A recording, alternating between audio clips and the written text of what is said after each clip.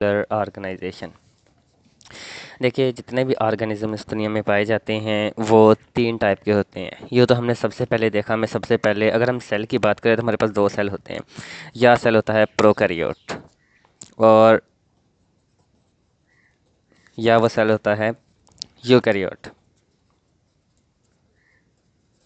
अब प्रोकैरियोट और यूकैरियोट में क्या डिफरेंस? सबसे पहले हमने सेल देखा था। एक सेल जो कि सबसे पहले पाया जाता था, वो सेल कुछ इस तरीके से था कि उस सेल में सारा कुछ था, सारी की सारी ऑर्गेनेलिज थी, उसमें डीएनए था, हर चीज़ थी। लेकिन उसमें डिफरेंस ये था कि उसमें कोई भी चीज़ ना, ऑर्गेनेलिज जो थी वो इन्वेल्प नहीं थी। मतलब कि वो ऐसे फोल्डेड नहीं थी। माइटोकॉन्ड्रिया था तो वैसे ही था, अगर राइबोसोम्स उसमें हैं, क्रोमोसोम्स उसमें हैं तो वैसे ही थे, उनको किसी इन्वेल्प ने कवर नहीं किया हुआ था। प्रोकैरियोट था वो।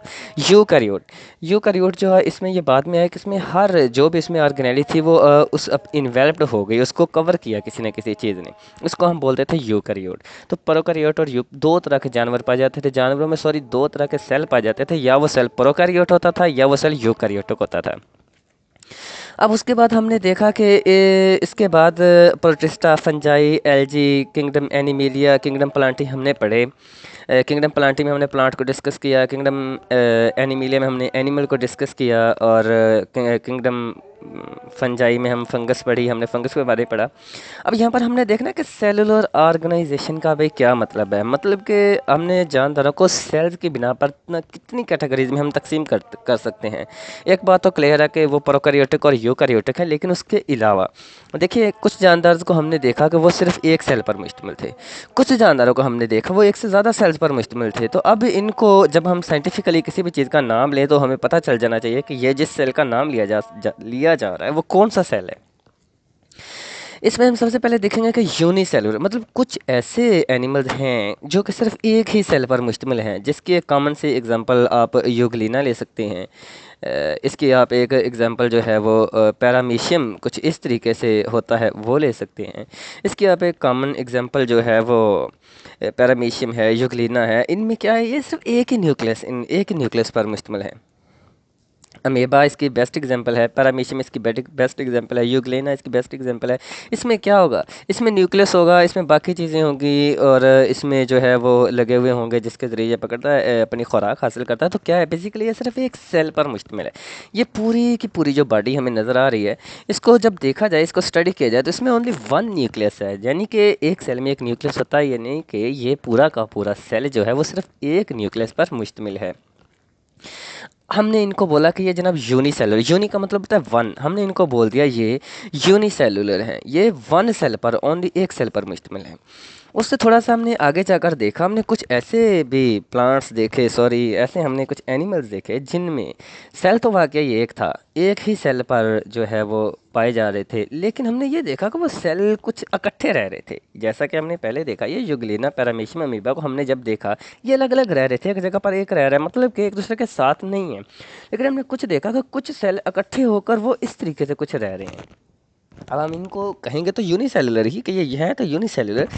लेकिन ये जो यूनिसेलुलर हैं, ये यूनिसेल्स अलग अलग नहीं रह रहे, ये इकट्ठे रह रहे हैं। लेकिन अनफॉर्चुनेटली इकट्ठे रहने का मतलब ये नहीं है कि ये एक दूसरे के साथ इंटरेक्शन कर रहे हैं। कोई किसी किस्म का इंटरेक्शन नहीं है, अपनी खुराक खुद हासिल कर रहे हैं, अपनी मेटाबॉलिक रिएक्शन खुद कर रहे हैं, किसी किस्म का दूसरे पर डिपेंड नहीं कर रहे, लेकिन रह ये इकट्ठे में रहे हैं। तो इसको ये एक कॉलोनी की फॉर्म में रह रहे हैं, तो हम इसको बोल देते हैं कि ये एक कॉलोनियल ऑर्गेनिज्म, कॉलोनियल सेल हैं। इन सेल्स को हम कॉलोनियल सेल बोलते हैं। वॉलवॉक्स इसकी बेस्ट एग्जांपल है। तो ये एक वॉलवॉक्स है, ये ग्रीन एल्गा है जो कि वाटर में, वाटर बॉडी में पाया जाता है। ये वॉलवॉक्स है, ये सेल है, ये सेल है, ये सेल है, ये सारे के सारे सेल हैं। लेकिन याद रखना, ये सेल एक कॉलोनी में रहेंगे, सेपरेट नहीं रहेंगे। कॉलोनी में रहने के बावजूद ये सेल आपस में इंटरेक्शन नहीं करेंगे। देखो, इस बात से हमें अंदाज़ा होता है कि एवोल्यूशन कैसे हुई।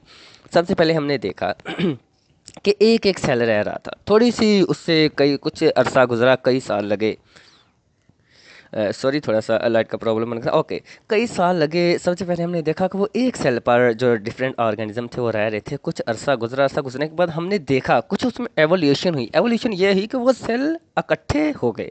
मतलब वो अलग अलग नहीं रह तो एक कॉलोनी की फॉर्म में रहे हैं, लेकिन अनफॉर्चुनेटली अभी तक भी वो अपना काम खुद कर रहे हैं।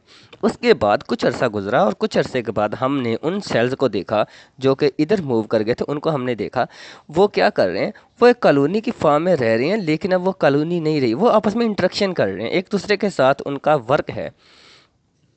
जैसे कि हम कह देते हैं कि हमारे ह्यूमन सेल्स हैं, मसल सेल हैं, हमारे स्टमक के सेल हैं। तो हम इनको बोल देते हैं ये यूनिसेलुलर नहीं है, ये मल्टी सेलुलर बॉडी बन चुकी है। अब ये जो ऑर्गेनिज्म बन चुका है ये मल्टी सेलुलर है। मल्टी सेलुलर में क्या होता है कि तमाम जो सेल होते हैं वो आपस में इंटरेक्शन रखते हैं।